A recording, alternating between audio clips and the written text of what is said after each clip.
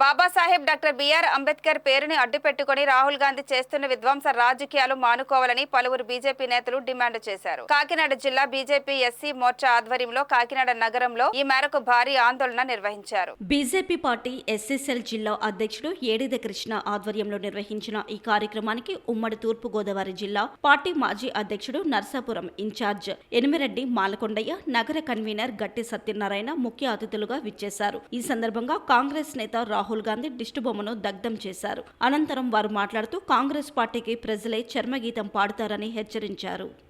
కాంగ్రెస్ వాళ్ళ ఆలోచన విధానాన్ని, దానికి రాహుల్ గాంధీ గారు ఇచ్చిన ఆజ్యాన్ని మనం విడుదల చెప్పుకోవాలి. ఎందుకంటే మాట్లాడితే అంబేద్కర్ అవమానపరిచే చెప్తున్నారు. నిజానికి అంబేద్కర్ అవమానపరిచిన ఎవరంటే కాంగ్రెస్ పార్టీ వారు మాత్రమే. ఎందుకంటే ముఖ్యంగా 2 సార్లు కాంగ్రెస్ వాళ్ళు అంబేద్కర్ గారిని 52 ఒకసారి, 54 ఒకసారి పార్లమెంట్ అడుగుపెట్టకుండా ఉద్దేశంతో ఓడిపడిచారు.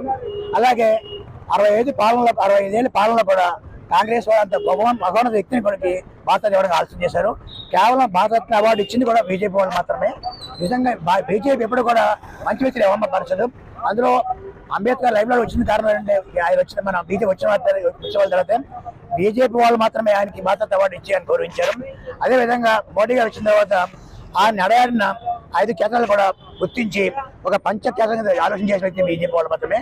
ఈ రోజు బాలుగుడి సెంటర్ లో ఏదైతే రాహుల్ గాంధీ గారు డాక్టర్ బిఆర్ అంబేద్కర్ పేరు చెప్పి రాజకీయం చేస్తున్నారో ఆయనకి మేము ఒకటే చెప్తున్నాం. ఇప్పటిదాకా కూడా ఏదైతే 65 సంవత్సరాల కాంగ్రెస్ పాలనలో డాక్టర్ బిఆర్ అంబేద్కర్ ను ఎన్నో సార్లు అవమానించిన పార్టీ ఏదైనా ఉందంటే అది కాంగ్రెస్ పార్టీ అని మేము తెలియజేస్తున్నాం. అదేవిధంగా భారత రాజ్యాంగాన్ని రచించి నెహ్రూ గారి దగ్గరికి తీసుకుని అంబేద్కర్ వెళ్తే ఆ రాజ్యాంగంలో ఇంకా చట్టసవరణ చేయాలి, ఇంకా మార్పులు చేయాలి అని చెప్పి 8 సార్లు వెనక్కి పంపించిన పార్టీ ఏదైనా ఉందంటే అది కాంగ్రెస్ పార్టీ అని తెలియజేస్తున్నాం.